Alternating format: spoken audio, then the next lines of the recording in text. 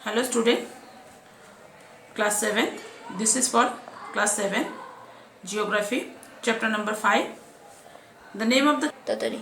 air is an invisible mixture of gases made up of the mass of millions of tiny gas molecules that moves randomly at a high speed. Without air, the earth would be lifeless.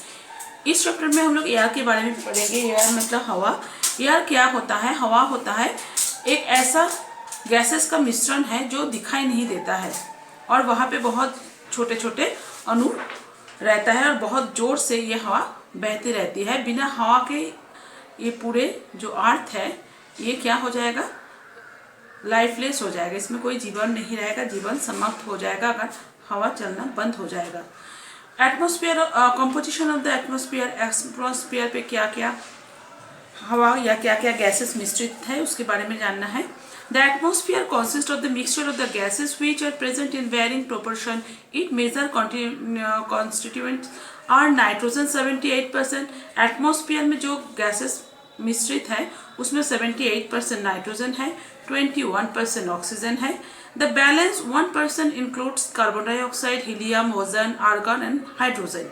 और बाकी जो 1% है उसमें carbon dioxide, helium, ozone, argon और hydrogen gas उसमें मिला हुआ है. ये छोड़कर भी जो इम्प्योरिटीज है like dust, smoke, salt, carbon dioxide and other chemicals are also present in the atmosphere. ये सारे गैसेस छोड़कर भी वायुमंडल में या हवा में धूल के कण, धुआं, नमक, कार्बन डाइऑक्साइड और बहुत सारे रासायनिक पदार्थ भी मिला हुआ रहता है. In its lower layer the atmosphere contains water vapour too. और वायुमंडल के या हवा मंडल के जो निचले स्तर है वहाँ पे वाटर वेपर भी रहता है. Nitrogen is the largest component of and is essential for survival and growth of the plants. Nitrogen सबसे ज़्यादा मात्रा में हवा में है और जो क्या है प्लांट्स के पेड़ पौधे के जन्म लेने के लिए और जिंदा रहने के लिए बहुत ज़रूरी है. Oxygen is the second most plentiful gas. All living beings breathe in oxygen while the green plants breathe out oxygen.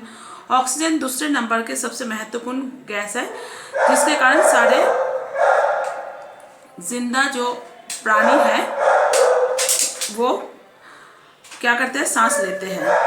Green plants use carbon dioxide present in the atmosphere to make their food. Green plants क्या करते हैं? हवा से carbon dioxide gas ले लेते हैं और उसके बदले एटमॉस्फेयर में ऑक्सीजन गैस देते हैं जिसके कारण पूरे जीव को या प्राणी को जिंदा रहते हैं. Thus the plants help in maintaining a balance between oxygen and carbon dioxide percentage in the atmosphere through the process of photosynthesis. ये जो कार्बन डाइऑक्साइड और ऑक्सीजन के जो परसेंटेज एटमॉस्फेयर पे रहता है इसका जो मात्रा है वो फोटोसिंथेसिस द्वारा. फोटोसिंथेसिस मतलब पेड़ जो खाना बनाते हैं जिस सिस्टम से उसको फोटोसिंथेसिस कहते हैं उस माध्यम से इसका बैलेंस बना रहता है. If the plant cover is reduced, it will affect the balance between oxygen and carbon dioxide levels in the atmosphere. अगर पेड़ का मात्रा कम हो जाएगा तब धीरे धीरे ये बैलेंस भी बिगड़ जाएगा और उसके कारण कार्बन डाइऑक्साइड का मात्रा बहुत ज़्यादा बढ़ जाएगा और उसके लिए हम लोग को बहुत ज़्यादा नुकसान उठाना पड़ेगा. स्ट्रक्चर ऑफ द एटमॉस्फेयर, इसका जो परिकाठामो है like in lithosphere the atmosphere also found in the different layers. Lithosphere की तरह एटमॉस्फेयर में भी बहुत सारे परतें हैं. This atmosphere has a layered structure as concentration of different gases varies on the height from the earth's surface.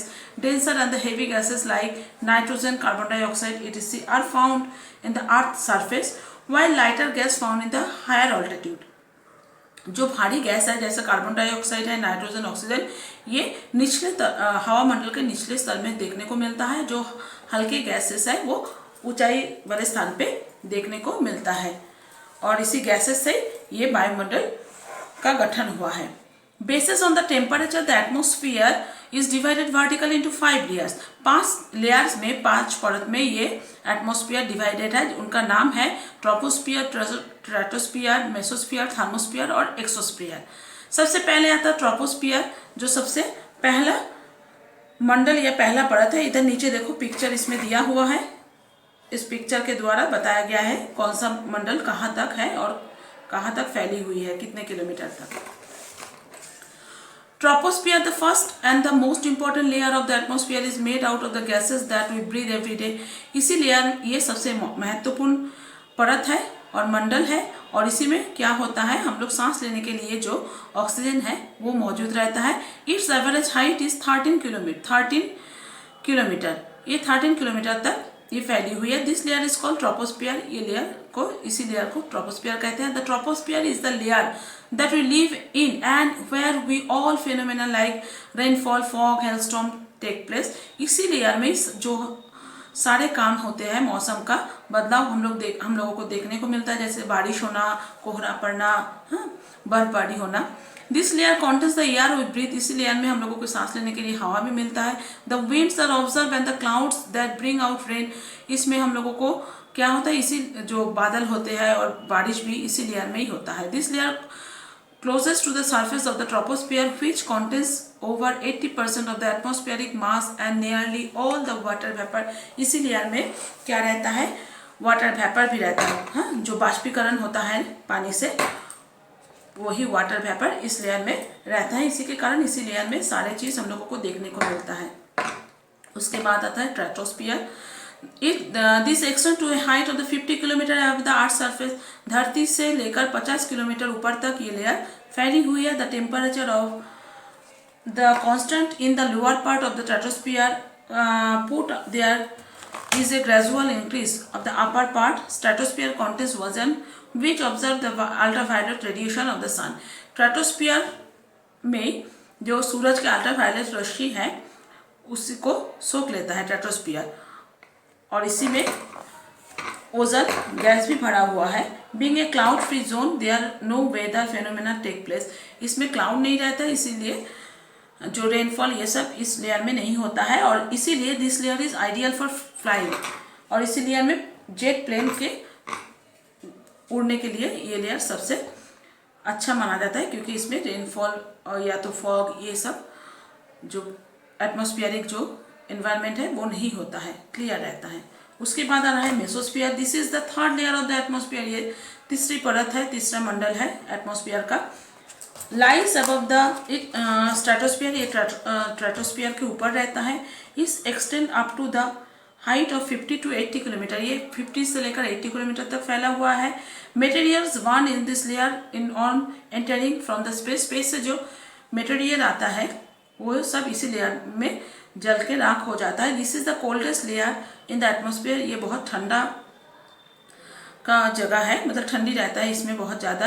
Temperature -100 degree Celsius से लेकर 100 डिग्री सेल्सियस तक पहुंच जाती है, इतनी ठंडी है 8 किलोमीटर के ऊपर से ही। उसके बाद आता है thermosphere. Lying above the mesosphere, mesosphere के ऊपर जो मंडल रहता है वो थर्मोस्फियर है। This layer extend up to the height of more than 400 kilometre, ये 400 किलोमीटर तक फैली हुई है।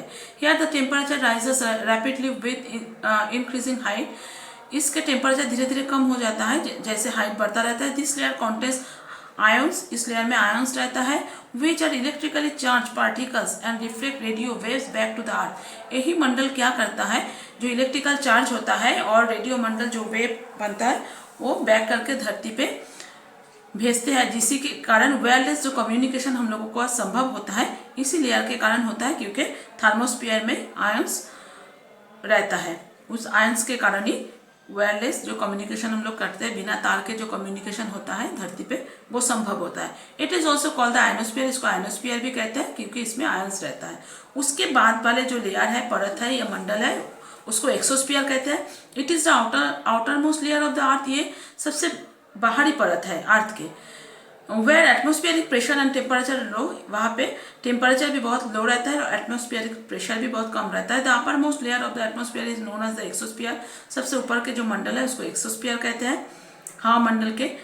This layer was very thin air, इसमें बहुत पतला सा हवा रहता है। Light gases like helium hydrogen float into the space from here, और इसी मंडल में हीलियम और हाइड्रोजन गैस की उपस्थिति मिलता है।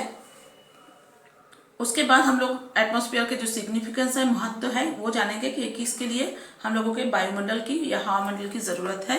The atmosphere is of the greatest significance of the earth, बहुत ज़्यादा महत्वपूर्ण है एटमॉस्फेयर, क्योंकि it acts as the blanket and protects us from the harmful ultraviolet rays of the sun. ये सूरज के जो हानिकारक अल्ट्रावायलेट रे है उससे हम लोगों को बचाता है। The carbon dioxide content apart from the helping plants to produce food, और कार्बन डाइऑक्साइड के माध्यम से प्लांट्स को खाना बनाने में मदद करता है, और also keeps in keeping the earth warm